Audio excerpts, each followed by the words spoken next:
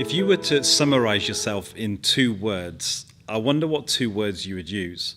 Maybe you're not the best person to do it. Maybe you need somebody else to look, who knows you and can look into your life and pick 2 words that best describes you as a person. If we were to look at the message and the life of Jesus, I believe there are 2 words that describe who he is. The first one is come, and the second one is go. The message of Jesus is summarized in those 2 words, come and go. In Matthew 11, Jesus says these words. He says, come all who are weary and burdened. And he says, partner with me and I'll make it easy for you. Jesus is given an invitation to everybody to come to him. And when we come, he brings healing, he brings restoration, he renews us from within. The message and the invitation of Jesus is to come. It's to come those who are weary, to come those who are burdened, and you can find rest in Jesus.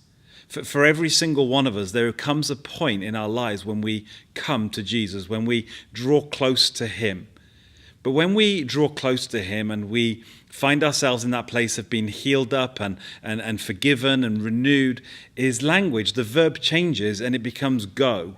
He tells us to go, not because he doesn't like us, but because there is something greater for us to go and do. There is a message that we carry because we've come to Jesus. There's a message that we carry that the world needs to hear. And so Jesus' message turns from one of come to one of go.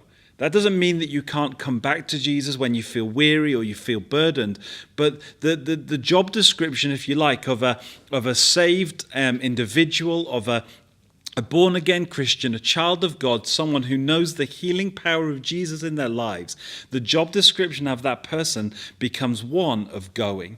Go into all the world, Jesus says, and preach the good news. Make disciples, it says in Matthew 28. In fact, Jesus said these words in Luke 7. He says, now your faith has saved you, now go.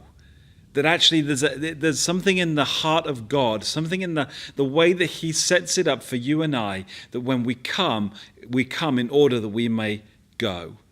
That we may go and reach the world around us. God said to Noah, go and build an ark. He said to Abraham, go to another land that I've prepared for you. There are many instances, David, Isaiah, Paul, Peter, all of them have this going spirit. And as we land this series, Daring Faith, I wonder what it means for you to dare to go. Actually, maybe for you, let me just backtrack a moment. Maybe for you in this season, your daring step today is actually to come to Jesus. That's the step you need to take today. You need to come to Jesus. You need to find salvation, find healing, find forgiveness, find yourself being restored by the precious hand of God at work in your life. Maybe that's your faith step today. But if you are someone who knows the healing power of Jesus, who has been forgiven, is a child of God, actually for you is your daring step of faith today to go. You are a missionary in the world of God. You are here on planet Earth, not just to merely exist and make money or to survive. You are here to reach people, to invite them with the good news of Jesus and bring them to Jesus. What does it look like for you today to dare to go? What do you need to step into or step out from in order to release you to carry that going message that Jesus has put within you? Let me finish with this. Acts 1 verse 8 says that you will receive power to be my witnesses. Notice it doesn't say that you'll receive power and it will be a nice warm fuzzy feeling, or you'll receive power and you'll be able to do good things for yourself. No, it says you'll receive power to be witnesses. It means that you need to go. You receive power to go. As we land this series today, what does that look like for you to dare to go? God bless you.